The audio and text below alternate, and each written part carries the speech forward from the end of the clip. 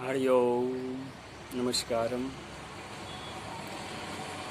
आज इस ब्रह्म सत्र में आप सभी का मैं स्वागत करता हूँ।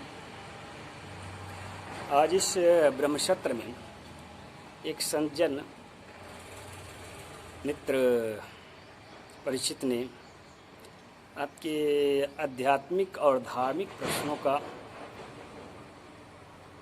एक तरह से की जिज्ञासाओं का पुलिंदा भेंट किया है, हमें अर्पित किया है। उनकी जिज्ञासा है कि मैं उनके इन प्रश्नों का, जिज्ञासा का क्रमशः एक एक करके समाधान करूं। तो उसी क्रम में आज हमने इस ब्रह्म सत्र में उनके एक प्रश्न का समाधान की चेष्टा किया है। उनका प्रश्न है कि आपके हिंदू कर्मकांडी व्यवस्था में आपके किसी एक मंदिर परिसर में या फिर कहिए कि घर में, पूजा गृह में या आंगन में एक ही शिवलिंग की स्थापना की प्रतिबद्धता क्यों है, क्यों रहती है? और अब हम लोग इसका उत्तर जान लें आपके शिवलिंग जो है वह ब्रह्म सूचक, ब्रह्म का प्रतीक चिन्ह है। कहा गया है लयम इति लयते इति लिंगा। तो जो लीन होता है, लीन करता है, वह क्या है? लिंग है। जो लीन करता है वह लिंग है। लीन कौन करता है? जो ब्रह्म है, जिससे मनुष्य उत्पन्न हुआ है और जिसके माध्यम से आजीवन, जिसके सहारे जीवन यापन करता है और अंततः मृत्यु उपरांत जीवात्मा जिसमें लीन हो जाता है, उसको कहते हैं ब्रह्म। और लिंग उसी का सूचक है। यह प्रश्न आपके तैत्तिरीय उपनिषद की है। वरुण देव के परम प्रिय पुत्र हुए आपके भृगु जी महाराज, उन्होंने जिज्ञासा प्रकट किया कि ब्रह्म क्या है। तो भृगु ऋषि के, महर्षि भृगु के प्रश्न का उत्तर देते हुए वरुण देवता ने उत्तर दिया कि अन्नम प्राणम श्रोतम मनोवाचम इति, यानी कि ये जो पांच हैं, ये शरीर पंच कोशों से निर्मित है। तो ये जो पांच हैं, ये पांचों जो हैं ब्रह्म हैं। कैसे हैं? क्योंकि यतो वा इमानि भूतानि जायते येन जातानि जीवन्ति।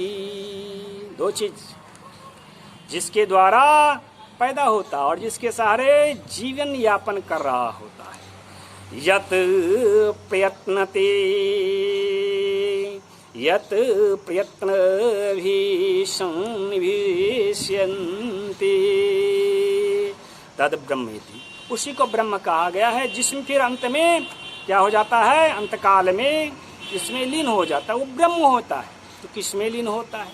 मनुष्य अपने चरित्र उद्देश्य पक्ष के अनुसार अंत में जिस खड्ड में, आकाश में लीन होता है, उस आकाश को उसका ब्रह्म स्थान कहा जाता है। तो जानते हो, ज्योतिष शास्त्र में भी कहा गया है, घर का जो मध्य भाग होता है उसे ब्रह्म स्थान कहा जाता है ना। नाभि स्थान, उसको ब्रह्म स्थान के सीधे ऊर्ध्व में होता है वह स्थान। तो ऊर्ध्व में हमारी जो तप है वो संचित होता है। हमारे परिवार की जो मन, बुद्धि, अहंकार जो होती है वहाँ पे प्रतिष्ठित होती है आपके मध्य भाग, उस केंद्र भाग। तो एक तरह से कह लीजिए, वह जो आकाश मंडल है, तप का जो स्थान है, वह ब्रह्म सूचक है, उसका प्रतीक हो गया लिंग। कहते हैं, गीता की एक श्लोक है, यम यम वापि स्मरण भावम त्यजन्ते कलेवरम तम तम तमेवेति कौन्तेय। सदा तद्भाव भावितः। तो जो मनुष्य यहाँ पर आपके परिवार हो जाएगा। एक परिवार में एक जो होते हैं प्रत्येक सदस्यों का भावना विचार एक ही होना चाहिए, है ना। उसी अनुरूप आपके भावना विचार उत्पन्न होती है, मन बुद्धि अहंकार में जो प्रतिष्ठित रहती है, ये संस्कार जिसको कहते हो आप। तो मरते वक्त व्यक्ति का संस्कार ही क्या होता है, मुखरित होता है। मन बुद्धि अहंकार, मन में प्राण का लीन हो जाना ही मृत्यु है। तो मन में या बुद्धि में या फिर अहंकार के रूप में जो मृत्यु काल में आपके निकलता है, मुखरित होता है, उस खड्ड में जाकर के आपके जो है प्राण प्रतिष्ठित हो जाता है, उसी को ब्रह्म स्थान कहते हैं। तो उसी का प्रतिनिधित्व यहाँ पे लिंग करता है, हम उसी को पूजन करते हैं। इसको कहते हैं प्राणोपासना। क्या कहते हैं? प्राणोपासना। ये हो गया आपके आध्यात्मिक कारण कि एक परिवार में या एक मंदिर परिसर में एक ही शिवलिंग की स्थापना क्यों करना चाहिए? या तो आपके मन बुद्धि अहंकार में जाति वंश या समाज अनुरूप भावना विचार उत्पन्न होंगे, है ना। इन्हीं तीनों में से एक जो होंगे उसी अनुरूप आपके विचार भावना उत्पन्न होंगे। ब्रह्म भाव हो या उभयात्मक भाव हो या फिर कहिए क्रम भाव हो, जाति क्रम भाव। तो इसी तीन प्रकार की भावनाएं मृत्यु काल में उत्पन्न होगी। यूं तो सदा ही जीवन के प्रत्येक दिवस में मृत्यु और जीवन उत्पन्न होती है। आप रात को सोते हो, उस लोक में पहुंच जाते हैं जहां पर आपकी भावनाएं रहती है ना। मन आपके सपने में घूमता रहता है, उसका अभ्यास करते हो मृत्यु काल का। पुनः प्रातः काल आप जीवित हो जाते हो, पुनः इस लोक में आ जाते हो। तो प्रति दिवस आप लोग अभ्यास करते हो। जाति वंश और अपने परिसर परिवेश समाज क्या जो आकाश है उसमें आपकी जो होती है जीवात्मा भटकती रहती है और अपने तपोबल अनुसार स्थान को प्राप्त करती है। इसीलिए कहा गया है प्रत्येक परिवार में एक विचारधारा होनी चाहिए, एक संस्कार होना चाहिए, एक प्रकार के गुरु होना चाहिए। एक गुरुकुल की जो गुरु हैं, या तो वैष्णव है तो वैष्णव, शैव है तो शैव, या फिर कहिए कि सतोगुणी है तो सतोगुणी गुरु होना चाहिए। गुरु परंपरा के अनुरूप पूरा परिवार का सदस्य होना चाहिए। या फिर आपके तमोगुणी है तो तमोगुणी संस्कार के अनुरूप आपके परिवार की शिक्षा दीक्षा होनी चाहिए, संस्कार होनी चाहिए, ताकि जब आपकी चेतनाएं अंतकाल में प्रतिष्ठित हो तो कहाँ पहुँचे? आत्मलोक में पहुँचे, वैकुंठ की प्राप्ति हो। अन्यथा क्या होगा? अन्यथा आपको नरक समदुख होगा। आपकी चेतना है आपके वैष्णवी और मान लीजिए आपके परिवार के किसी सदस्य की हो गई तमोगुनी, तो जिसकी वरीयता होगी वह तो आपकी चेतना के अपने संस्कार के अनुरूप खींच ही लेगा ना, आकर्षण उसके प्रति होगी। तो आप उसी के खड्ड में गुजर जाइएगा, जीवन आपका जीवात्मा उसी के खड्ड में चला जाएगा, उसी लोक में चला जाएगा, आकाश में चला जाएगा, जाति में चला जाएगा, वंश में चला जाएगा। तो फिर क्या होगा? नरक समदुख पाइएगा। यही लोक में भी परलोक में ही पुनर्जन्म जब होगी तो फिर आपके दुर्भाग्य जन्म से ही आरंभ हो रहेगी। तो एक प्रकार की संस्कार होनी चाहिए। इसीलिए एक मंत्र है, समानम मंत्र समिति समानी समानम मनोवो सह चित्तम निशाम समानम मंत्रम भी मंत्रेवः समानेन वो अविशा जुहोमि। तो एक प्रकार की समानता होनी चाहिए। अलग अलग विषयों का ज्ञान चाहिए तो अलग अलग गुरु की अपेक्षा होगी, आवश्यक है, लेकिन उनकी गुरु परंपरा एक होनी चाहिए ताकि आपका जो परिवार का संस्कार हो वह एक निष्ठ हो, एक जैसा हो। और एक जैसा होगा तभी आपके परिवार में वैचारिक मतभेद नहीं होगा, संस्कारगत मतभेद नहीं होगा और कलह नहीं बनेगा, गृह कलह का अवसर आपके परिवार में उपस्थित नहीं होगा और आप सुख शांति समृद्धि को प्राप्त होगे। यह परिवार में भी लागू होता है और मंदिर में भी होती है। मंदिर क्या होता है? देवस्थान मनम दीर्घम भवति यत्र सह मंदिरा। कहाँ जिस एक मंदिर का दायित्व होता है कि पूरे सामाजिक परिवेश को आसपास के क्या करे, आध्यात्मिक और सांस्कृतिक चेतनाओं को जो बूस्टिंग करते हैं ना, प्रेरित करने वाली शक्ति होती है, वहाँ पे वास करती है, मंदिर के गर्भ स्थान है। तो उस मंदिर में पवित्रता तभी रहेगी जब वो संस्था हुई ना, मंदिर हिंदू संस्कृति की संस्था हुई है ना। समाज के प्रत्येक जो सदस्य हैं उनको अंतःकरण में हित भावना को, एक समान चेतनाओं को, विचारों को क्या करते हैं, प्रेरित करती। तो वहाँ पर भी एक ही लिंग की स्थापना होनी चाहिए ना।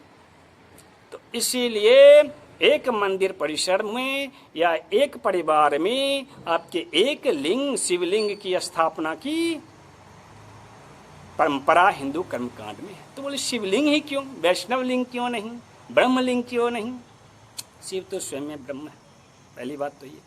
दूसरी बात, आपके हमारी जो वेद पुराणों में वर्णित हैं वो आगम निगम, वो आपके वेद व्यास जी ने संकलित किया है। उनके ज्ञान आपके त्रेतायुक्त है। जब आप सब संदर्भ सभ्यता के विषय में जान जाओगे, सतयुगी भाषा को जान जाओगे, तो आप जानोगे कि जो शिवलिंग है वह शब्द ब्रह्म का क्या है, शब्द ब्रह्म का द्योतक है।